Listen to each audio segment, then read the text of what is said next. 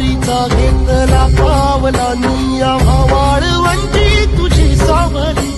गळा भेट घेण्या भीमेची निघाली तुझ्या राम घोषात इंद्रायणी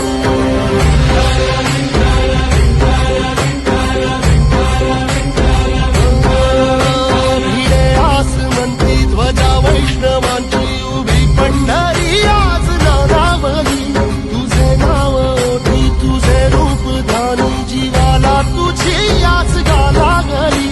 जरी बाप साऱ्या जगाचा परी तू आम्हाला करांची तू माऊली